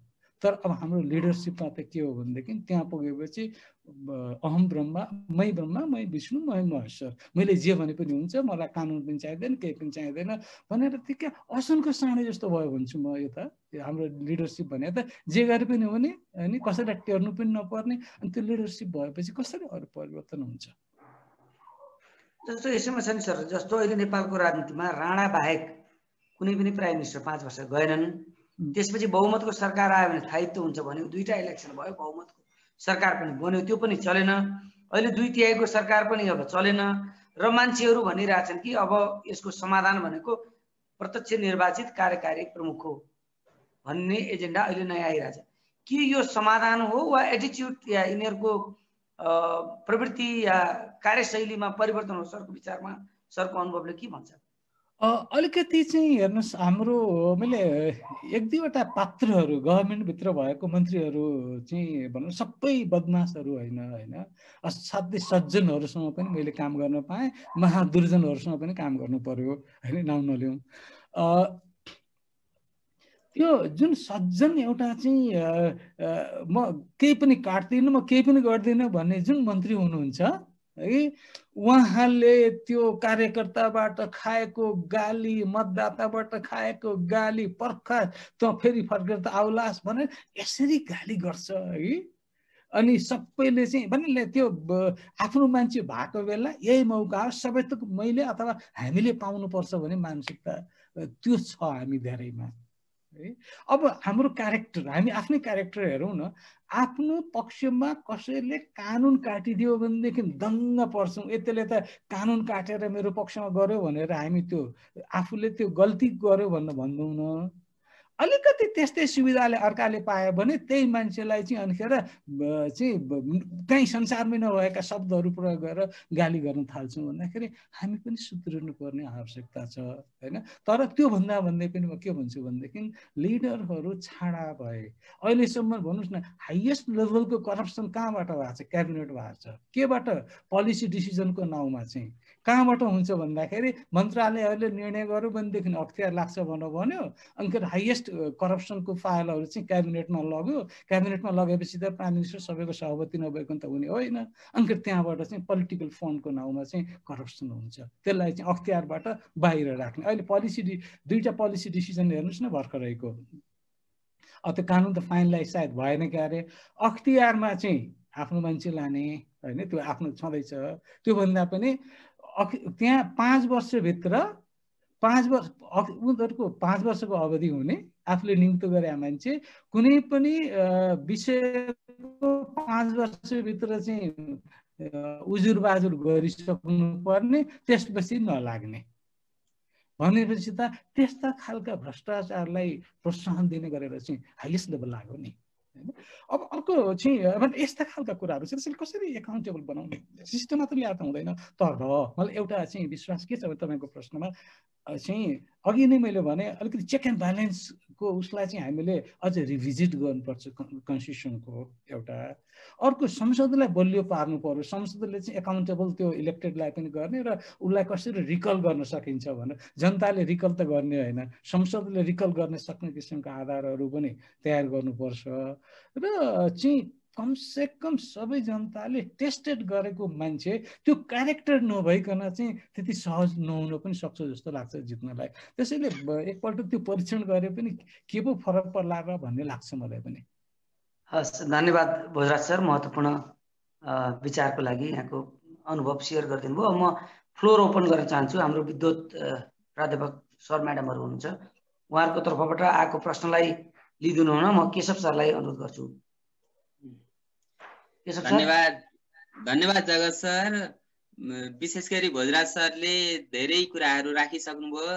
यो प्राध्यापक बहस चौतारीको तर्फबाट भोजराज सर प्रति हामी एकदम आभारी छौँ र म केही फ्लोरबाट जिज्ञासाहरू राख्दिनँ प्रतिनिधिमूलक रूपबाट, र सहभागी साथीहरूले आफू जिज्ञासा राख्न इच्छुक भएकाहरूले त्यो पनि च्याट बक्समा जनाइदिनु भयो भने हामीलाई अलिकति सजिलो होला।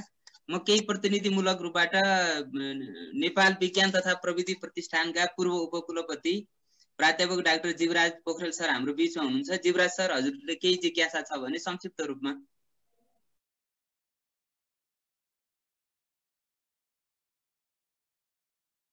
हस्, धन्यवाद कपिल सर। अब हामी कार्यक्रमको अन्तिम चरणमा गएका छौँ। उठेका जिज्ञासाहरूलाई आजको हाम्रो प्रमुख वक्ता, हामी सबैको आकर्षणको केन्द्र आदरणीय भोजराज पोखरेलले त्यसलाई जवाफ दिनुहुनेछ। यसमा मैले 2-3टा क्वेसन थप राख्न चाहे सरसँग। यो हामीले राखेको छनौट पद्धति, हामीले अपनाएको शासन पद्धति कतै हाम्रो भूगोलसँग नसुहाएको त होइन भोजराज सर? मैले यो किन भन्न खोजेँ भने हाम्रा जनता चाहिँ एकदलीय भए, हजुरबाको पालादेखि नाति पलातीको पालासम्म उसले एउटै दल नछाड्ने, हामीले बहुदलीय परिपाटी रोज्यौँ एउटा। दोस्रो, हाम्रो अधिकांश समस्याहरूमा नेताहरू समस्याको केन्द्रमा रहेको हामीले पायौँ। कतै हाम्रो नेता छनौट गर्ने विधि नै त गलत होइन र कुन चाहिँ विधि अपनाउँदा राम्रो नेता छनौट गर्न सकिन्छ र मुलुकलाई लोकतान्त्रिक व्यवहारमा अगाडि लान सकिन्छ। यिनै 3टा जिज्ञासा मेरो थप राखेँ। प्लिज भोजराज सरलाई लामो समय लियौँ, हामीले करिब 2 घण्टामा सक्ने भनेको केही समय अगाडि जाने भयो। हाम्रो बीचमा पूर्वाञ्चल विश्वविद्यालयका पूर्व उपकुलपति कार्यक्रमको सभापतित्व गर्नुभएको छ घनश्यामलाल दास सरले यसलाई टुङ्ग्याउनु हुनेछ। त्योभन्दा अगाडि यो समग्र जिज्ञासालाई सम्बोधन गर्दिन म आदरणीय भोजराज सरलाई अनुरोध गर्दछु। धन्यवाद केशव सर। म एउटा सानो कुरा गर्न भनेर आएको, कुरा त कहाँ पुग्यो है। म सबै विषयको विज्ञ पनि होइन, म सबै कुराहरूको मसँग जवाफ नहुन पनि सक्छ। छलफलमा सबै कुराहरू आयो। मैले कति मिनट बोल्नु भन्नु त म त्यही अनुसार चाहिँ अनि मिलाउँछु। सरले जति अपेक्षा राख्नुहुन्छ म त रातभर पनि बोलिदिन्छु, त्यो गर्नु भएन। म छुट्याउने प्रयास गर्छु।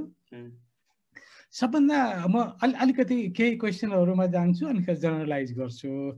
जीवराजजीले सुरुमा भनेको कुरामा मेरो असाध्यै नै सहमति। मैले त्यो निर्वाचन खर्चमा मात्रै म सीमित भएर बोल्न पाएको भए, किनभने आज दिनुभएको विषयलाई मलाई पार्ट गरेर टुक्रा टुक्रा दिनुभएको भए म समुच्चमा गएर कुरा राख्थेँ, अलिकति निष्कर्षमा पुग्न सजिलो हुन्थ्यो। धेरै छरिँदाखेरि बहस पनि त्यतै गयो होइन। मलाई असाध्यै नै राम्रो कुरा।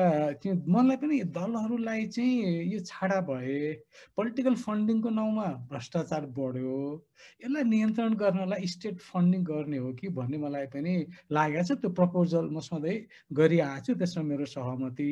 अलिकति इलेक्सन महँगो संसारभरि नै छ। अहिले नै भर्खर जुन अस्ति जर्जियाको 2टा सिनेटरको रन अफ इलेक्सन हुँदाखेरि $500 मिलियन खर्च भयो। हेर्नुहोस् कति महँगो छ है।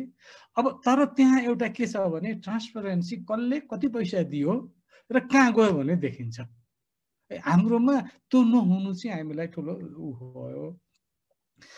अर्को, यो जुन अहिलेको यो सरकारले धेरै मौका गुमायो। मैले सुरुमा पनि भनेको थिएँ, मलाई धेरै नै आश थियो है 2/3 आएको भनेर। प्रवृत्ति के देखियो भनेदेखि सिस्टमहरू बनाउने भन्दा पनि हिजोकोले बदमासी गर्नुहुन्छ भनेदेखि मैले किन गर्नु हुँदैन भनेर त्यसलाई बेन्चमार्क बनाइयो। हिजोका गल्तीलाई म करेक्सन गर्छु भनेर त्यो कोर्स लिनुपर्ने ठाउँमा that was the major mistake. त्यसको परिणाम अहिले मुलुकले भोगिरहेछ। अर्को हाम्रो बुद्ध सरले चाहिँ राखेको कुरामा यो चाहिँ वास्तवमा राष्ट्रिय सभाको रिस्ट्रक्चरिङ चाहिँ हुनुपर्छ जस्तो मलाई पनि लागेको छ। किनभनेदेखि पोलिटिकल बडी त लोअर हाउस भइहाल्यो, माथिल्लो चाहिँ एउटा इन्टलेक्चुअलहरू एउटा त्यो खालको बडी भइदिएर चाहिँ मुलुकलाई यस्तो अप्ठ्यारो परेको बेला चाहिँ एउटा चाहिँ कुल डाउन गर्ने सबै थोक गर्न सक्ने किसिमको भइदिए हुन्थ्यो भन्ने मेरो हो। अर्को अलिकति उहाँले चाहिँ यो अहिलेको जुन ल्याटेस्ट पोलिटिकल प्रोसेसको विषय अलिकति इङ्गित गर्नुभएको थियो। मेरो बुझाइमा चाहिँ आई मे बी रङ, म गल्ती हुँ भन्छु, म चाहिँ के भयो भनेदेखि यो मुलुक अँध्यारो सुरुङभित्र पस्यो। त्यो सुरुङबाट निस्किँदाखेरि कस्तो हुन्छ भन्ने कुरा चाहिँ अन्यल छ। अहिलेको जुन पोलिटिकल प्रोसेसमा मेरो कन्क्लुजन त्यही, जेसुकै जानुहोस्, पुनर्स्थापना होस् कि चुनावमा जानुहोस्, हामी चाहिँ अँध्यारो सुरुङतिर प्रवेश गऱ्यौँ र यसले मुलुकलाई बेफाइदा अरूलाई फाइदा गर्ला होइन। त्यति हो मेरो कन्क्लुजन यसमा। अर्को यो भट्ट सरले चाहिँ जुन 5वटा प्रिन्सिपलका कुराहरू लिएर आउनु भएको छ त्यसमा नकार्ने कुरा नै छैन होइन। सबभन्दा ठुलो कुरा यी सबै कुराहरूलाई चाहिँ समीकरणको समेसन गर्दाखेरि चाहिँ जोड्दाखेरि चाहिँ म भन्छु कि हामी सबैमा इन्टिग्रिटी भन्ने कुरा चाहिँ हरायो। यो मुलुकको सबभन्दा खडेरी परेको कुरा एउटै छ भने that is the integrity of persons, integrity of the institutions, integrity of leaders, यी सबै कुराहरू भयो। त्यसको चाहिँ यो मुलुकमा ठुलो खडेरी भयो। त्यो खडेरीलाई कसरी अन्त्य गर्ने यसमा चाहिँ सरहरूको ठुलो भूमिका हुन्छ भन्ने मेरो चाहिँ मेरो विश्वास छ। अर्को यो किन 10-10 वर्षमा चेन्ज हुन्छ भन्ने पनि प्रश्न अलिकति इन्डाइरेक्टली आएको थियो। हामीले चाहिँ के देखिरहेको छौँ भनेदेखि हरेक किन आन्दोलन हुन्छ 10-10 वर्षमा भन्दाखेरि बढ्दो भइरहेको सरकारले सबैको सरकार हुन सक्दैन। पक्ष प्रति आफ्नो पक्षलाई चाहिँ जब चाहिँ लाग्न थाल्छ, जनतामा सुशासन भएन भने निराश हुन्छ, त्यही जनता उठ्छ। हामी त्यही चक्करमा छौँ। त्यो चक्करलाई चाहिँ हामीले तोड्न नसकेसम्म हाम्रो नियति अझ कति परसम्म यो जान्छ केही पनि ठेगान छैन भन्ने मलाई लाग्दछ। अर्को एकजना अच्छा श्रवणजीले राखेको कुराहरूमा चाहिँ अब संविधान कुल्चने प्रमुला अधिकार छ कि छैन, संसद व्यवस्थापना हुन्छ कि हुनु भएन भन्ने कुराहरू अब न्यायालयमा गएको छ, न्यायालयको सब जुडिस विषय छ। तर त्यो भए पनि मलाई यो पुनर्स्थापना हुन्छ हुँदैन, गर्नुपर्छ पर्दैन, यी कुराहरू कसको के हुनुपर्छ जनतामा जाने भन्ने यी सबै कुराहरू आफ्नो ठाउँमा छ। सबभन्दा मलाई लागेको चाहिँ पुनर्स्थापना भएर पनि समस्याको सम्बोधन छैन, किन हामी अँध्यारो सुरुङमा पसिसक्यौँ। तर मैले कन्स्टिट्युसनको भाषा पढ्दाखेरि कन्स्टिट्युसनको चाहिँ अनादर भएको म देख्दछु। त्यसले गर्दाखेरि त्यसलाई चाहिँ त्यो संविधानतः छैन कि भन्ने मेरो बुझाइ हो। I may be wrong. अब हेरौँ अदालतले के निर्णय गर्छ, निष्पक्ष निर्णय दियो भने।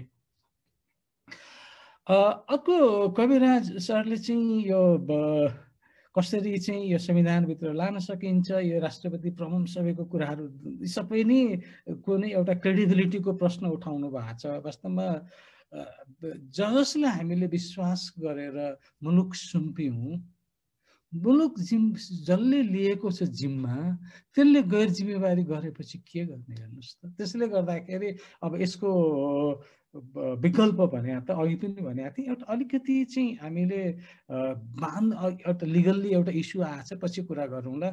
लिगल्ली बाँध्न सक्ने ठाउँसम्म चाहिँ बाँध्नु पर्ने नै हुन्छ, गैर जिम्मेवार हुन नदिनलाई। दोस्रो कुरा त जनताले नै दण्डित गर्ने, हामी प्रजातन्त्र भन्छौँ होइन, जनताले नै दण्डित गर्ने हो, जनताले नै गर्नुपर्ने हुन्छ। बाबुराम सरको चाहिँ जुन राजनीतिक विषयमा जनतामा जानुपर्छ भन्ने कुराहरूमा मेरो पनि सहमति, तर मैले अलिकति संविधानलाई मर्न, संविधानलाई सधैँ कुल्चिन दिने कि नदिने हो त्यो प्रश्नको जवाब चाहिँ हामीले खोज्नुपर्छ भन्ने मात्रै त्यति चाहिँ मेरो अलिकति कुराहरू राखेँ। अब नम्रता म्याडमले चाहिँ एउटा कुरा राख्नु भएको छ, यो मतदान गर्नेलाई कानुन के अरे दण्डित गर्ने कानुनमा छ छैन भन्दाखेरि सुरुमै मेरो भनाइमा राखिसकेका चाहिँ छ होइन। तर अब किन कारबाही गरिँदैन भन्दाखेरि कारबाही नभएर गरिएन। त्यही अघि जुन भन्यो नि सबै संस्थाहरूको क्षयीकरण आयो, गर्नेले सबै कुरा गर्दै आयो भने त यो अवस्था आउन नै थिएन। तर अलिकति मैले के पनि थप्छु भनेदेखि त्यो गर्नलाई प्रोत्साहित कसले गर्छ भन्दाखेरि त्यो त्यो बलियोले गराउँछ, त्यो उम्मेदवारले नै गराइदिन्छ है, ढाकछोप उसले गराइदिन्छ। यी समस्याहरू पनि छन्। अब त्यसभित्र नपसौँ उसमा।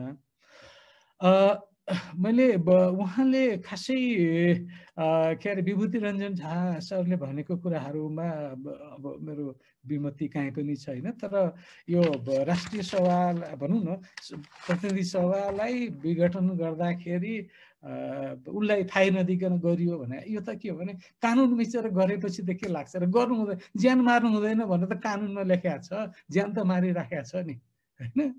त्यसले गर्दाखेरि त्यो प्रवृत्तिलाई चाहिँ कसरी नियन्त्रण गर्ने हो होइन। कानुनमा संविधानमा मात्रै भएर पनि हुँदो रहेछ भन्ने कुरा त यिनै घटनाक्रमले हामीलाई देखिरहेछ। दिपेन्द्रजीले मलाई, अब म हार्डवर्डमा पढेको भन्छु, म त्यसो गएको हुँ है। अब त्यसको रिफ्लेक्सनमा धेरै कुराहरू खोज्नु भएको छ। म उहाँले राखेका सैद्धान्तिक बाटोहरूमा अहिले पस्न म सक्दिनँ र चाहन्न पनि। तर एउटा कुरा चाहिँ दुईटा फन्डामेन्टल कुरा उहाँले राख्नु भएको छ। गभर्मेन्ट भनेको चाहिँ उसको मूल्याङ्कन भनेको हरेकको पर्फर्मेन्स बेस्ड मूल्याङ्कन हो होइन। त्यो मूल्याङ्कनको कडी चाहिँ हामीले कहाँ दिउँ भन्दाखेरि प्रजातन्त्रमा 5 वर्षको आवधिक चुनावबाट त्यसको चाहिँ पर्फर्मेन्सको चाहिँ मूल्याङ्कन जनताले गर्ने भयो। अनि जनताको चाहनालाई अनुसार चाहिँ पोलिसीमा रिफ्लेक्सन हुने भयो, कानुनमा रिफ्लेक्सन हुने भयो। अनि त्यो कानुन अनुसार रुल गर्नुपर्ने हुनाले रुल अफ ल आवश्यक आयो भन्दाखेरि यी सबै कुराहरू इन्टिग्रेटेड छन्। बिना भनौँ न कानुन बिनाको अराजक समाजको हामी कोही पनि कल्पना गर्न सक्दैनौँ। अब अर्को यो श्रीराम सरले भनेको कुराहरूलाई चाहिँ त्यत्रो इन्टरभ्यू 6500 इन्टरभ्यूले कुरा सुन्दाखेरि है उहाँले त्यसको एउटा किताबै निकालेदेखि कति महत्त्वपूर्ण हुन्थ्यो होला जस्तो पनि लाग्यो। यदि यो एज ए सिटिजन हाम्रो जिम्मेवारी छ कि छैन भन्ने कुराहरू गर्दाखेरि सुरुमा नै मैले अलिकति कुरा राखेका थिएँ। हामी सबै आफ्नो पक्षमा कानुन तोडाउनलाई यसरी बल गर्ने मान्छे हौँ, अन्यथा नहोस्। म आफूलाई पनि भनिरहेको छु, आफ्नो पक्षमा चाहिँ कानुन तोडियो ठिक छ भनेर स्याबासी दिने होइन, अनि आफू पक्षमा काम भएन भनेदेखि मर्जेल गाली गर्ने भनेर सुरुमा पनि मैले भने ल अबाइडिङ हामी भइसकेका छैनौँ। त्यसैले गर्दाखेरि चाहिँ यो प्रवृत्ति नै पोलिटिकल लिडरमा त गएको हो नि। जसरी हुर्क्यो, जुन संस्कारमा हुर्क्यो होइन, जुन समाजमा हुर्क्यो त्यो देख्दै जान्छ। त्यसले गर्दाखेरि सबभन्दा ठुलो कुरा त हामी जनता नै मोर एकाउन्टेबल हुनलाई हामीले पनि सिक्नु पर्यो। त्यसको लागि म सधैँ भन्छु कि दुईटा कुराहरू चाहिँ यो मुलुकमा तत्कालै जरुरी छ। मेरो जेनेरेसन हामीले डिस्ट्रोय गऱ्यौँ, हामी आफै पनि लाग्यौँ, अरूले पनि गरे होइन। अब आउने पुस्तालाई यदि बचाउने हो भनेदेखि दुईटा कुरा मुलुकमा जरुरी छ। एउटा इन्टिग्रिटीको कुराहरूलाई चाहिँ हामीले अब त्यो पाठ्याङ्क समेत राखेर प्री प्राइमरी स्कुलदेखि नै त्यो र सिभिक एजुकेसन यी दुईटा कुरालाई चाहिँ हामीले कसरी राख्ने, हाम्रो चाहिँ इन्टिग्रेट गर्ने भन्ने कुराहरू चाहिँ असाध्यै नै जरुरी छ। त्यो कुरा मैले यहाँ पनि दोहोऱ्याएँ।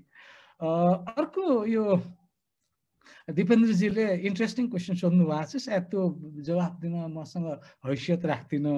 राजाले पुनर्स्थापन गरेको संसदले राजालाई हटाउन सक्छ कि सक्दैन भनेर हटाए, सक्यो त त्यसको परिणति के भयो अर्को कुराहरू। तर त्यसको जवाफ दिने अथवा त्यसको इन्टरनेसनल प्र्याक्टिस के छ भनेर अहिले चाहिँ भनिहाल्न सक्ने मसँग त्यो जवाफ छैन। म यहाँसँग अन्यथा नलिदिनुहोस् र भन्न चाहन्छु। दोस्रो पाटोको चाहिँ यो के अरे जनताका इच्छा विपरीत धेरै कुरा भइराखेका छन्। यसलाई कसरी हेर्नुहुन्छ भन्दाखेरि त तिनै इच्छा विपरीत भएकाले त यो मुलुकमा 10 वर्षमा चाहिँ क्रान्ति प्रतिक्रान्ति भएको छ, त्यति ठुल्ठुलो परिवर्तन भएको छ भन्दाखेरि सबै जिम्मेवारमा भएकाले कसरी एकाउन्टेबल भन्ने कुराहरू छँदैछ। र कपिल सरले भनेको कुरा चाहिँ कसरी हामी चाहिँ हामी सबैको गुरु, मेरो पनि गुरु, यो चाहिँ वास्तवमा डेमोक्रेसी रन गर्ने भनेकै मल्टिपल एकाउन्टेबिलिटीबाट गर्ने हो। यतिखेरको अवस्थामा पनि सबै इन्स्टिट्युसनहरू एकाउन्टेबल भइदिए र सबैलाई एकाउन्टेबल आफ्नो अधिकारबाट एकाउन्टेबल गर्न सकेको भएदेखि यो अवस्था आउने दुर्नीति चाहिँ हाम्रो यही हो। र अब केशवजी यहाँले चाहिँ यो शासन पद्धति हाम्रो भूगोल अनुरूप भएन कि भन्ने कुरा राख्नुभयो। एउटा कुरा चाहिँ यहाँनिर म के राख्छु भनेदेखि हामीमा धैर्यता गर्ने क्षमता छैन है। कुनै चाहिँ 5 वर्षलाई चाहिँ इलेक्सन हुन्छ, एउटा गभर्मेन्टमा जान्छ, एउटा अपोजिसन हुन्छ अथवा एउटा प्राइम मिनिस्टर हुन्छ पार्टीको, अर्को उतातिर हुन्छ। 5 वर्ष धैर्य गर्ने हामीसँग शक्ति नै छैन। सिस्टम ल्यायौँ 5 वर्षको चाहिँ जनतामा जाने होइन, तर त्यो धैर्यता गर्ने क्षमता छैन। त्यो होइन, त्यो भूगोल भन्दा पनि त्यो एउटा चाहिँ जुन हाम्रो अनस्टेबल क्यारेक्टर त्यो छ। वास्तवमा नेता छनौट गर्ने प्रविधि भन्दा पनि कसरी मलाई त्यो बारम्बार त्यो मनमा उठ्छ क्या। मैले हिजो मात्रै अस्ति एक ठाउँमा बोल्दाखेरि मैले धेरै ग्लोबल एक्जाम्पलहरू पनि दिएको थिएँ। हाम्रो कृष्ण पहाडीजीले एउटा कार्यक्रममा मलाई बोलाउनु भएको थियो। संसारभरिमा जान्छु हेर्नुहोस्, धेरै head of the government, ex prime मिनिस्टरहरू, राष्ट्रपतिहरूसँग टिममा बस्छु, काम गर्छु, देख्छु क्या। मैले एक दुईवटा सानो कुरा मात्रै भन्नु बिदा हुन्छु। त्यो जो क्लार्क चाहिँ क्यानाडाको प्राइम मिनिस्टर 40 वर्षको उमेरमा भएको है, एउटा टिममा हामीसँगै थियौँ। त्यो 40 वर्ष पछाडि ऊ त्यो प्राइम मिनिस्टर हुन कहिले पनि प्रयास गरेन। अनि तिमी किन नगएको हौ भन्दाखेरि उसले किन प्रयास गरेन भन्दाखेरि उसले के भन्नु भन्दाखेरि स्वाभाविक रूपमा मुलुकले मभन्दा दक्ष एकदम कम्पिटेन्ट मान्छे पाउँछ भने मैले किन चाहिँ ऊ गर्ने। अनि त्यो खालको फिलिङ भएको लिडरसिप चाहिँ यो मुलुकले कसरी पाउने। अघि सुरुमा उरुग्वेको कुराहरू आएको थियो, जीवराजीले राख्नु भएको थियो। उरुग्वेको पूर्व राष्ट्रपति होइन होसे मुजिकाको हामी सबैलाई थाहा छ, कम्युनिस्ट ब्याकग्राउन्डबाट आए, राष्ट्रपति भएपछि सबै त्यागेर जुन गोठमा बसेका थिए त्यही गोठबाट नै उसले चाहिँ जीवन निर्वाह गरे होइन। आफ्नो जीवन पद्धतिलाई चाहिँ त्यो चाहिँ विलासितामा लगेनन्। त्यही ब्याकग्राउन्डबाट हामी आउँदाखेरि हामी कहाँबाट कहाँ पुग्यौँ भन्दाखेरि यी सबै व्यक्तिका आफ्ना क्यारेक्टरका कुराहरू पनि पर्छन् होइन। त्यसले गर्दाखेरि बारम्बार म के भन्छु भनेदेखि वास्तवमा जुनसुकै भनौँ न घरको मूल गतिलो छ भनेदेखि सामान्यतया सन्तान गतिलो निस्किन्छ होइन। अब त्यस्तै अब समाजमा हेरौँ, समुदायमा हेरौँ, राष्ट्रमा हेरौँ, जुनसुकै इन्स्टिट्युसनमा पनि गतिलो एउटा चाहिँ एकाउन्टेबल हुने एउटा इन्टिग्रिटीको चाहिँ लिडर भयो भने एक किसिमले जान्छन्, नजाने रहेछन्। त्यसैले अन्त्यमा चाहिँ म के भन्छु भनेदेखि हामी कहिलेकाहीँ चाहिँ व्यक्तिमुखी हुनु ठिक हुँदैन, तर कहिलेकाहीँ त्यो व्यक्तिले पनि इन्स्टिट्युसनलाई चाहिँ सुधार गर्न सक्ने रहेछ। त्यसैले तपसिलका अरू इन्स्टिट्युसनमा त्यस्तो किसिमको लिडर भएर मात्रै भएन कि यो मुलुकको प्रधानमन्त्री हुने मान्छेले चाहिँ प्रमुख कार्यकारीले म हिजो जुन पार्टीबाट आउनु थियो चुनावसम्म म आएँ, अब म मुलुकको भएँ, मुलुकको पक्षमा काम गर्छु भनेर चाहिँ त्यति चाहिँ हाँक्न सक्ने व्यक्तित्व यो मुलुकले पाए हुन्थ्यो कि जस्तो लाग्छ। मैले अलिकति लामो समय लिएँ, मलाई चाहिँ मौका दिनुभयो, त्यसको लागि म एकदम सावा धन्यवाद व्यक्त गर्छु। हाम्रो चाहिँ सबै सरहरू, सबै मेरो गुरुजनहरू हुनुहुन्छ। घनश्याम सरको अब म कुरा सुन्छु, उहाँलाई पनि मेरो एकदम सभापतिज्यूलाई धेरै धेरै नमस्कार छ। म एउटै आग्रह कि यहाँहरूलाई चाहिँ भविष्यमा गर्दाखेरि अलिकति हामीले विषय केन्द्रित भएर अलिक छलफल गरेर निकास लिने गरेर गरौँ। त्यो भयो भनेदेखि चाहिँ अझ बढी इन्फर्मेटिभ भन्दा पनि एउटा कन्क्लुजन निकाल्ने खालको होला कि मैले त्यो भन्दै यहाँहरू सबैको जय होस्। मलाई मौका दिनुभयो, धन्यवाद धेरै धेरै। Thank you. हस्, धन्यवाद सर। हामी एकदम आभारी छौँ। प्राध्यापक बहस चौतारीको तर्फबाट सरलाई पुनः धन्यवाद ज्ञापन गर्न चाहन्छौँ।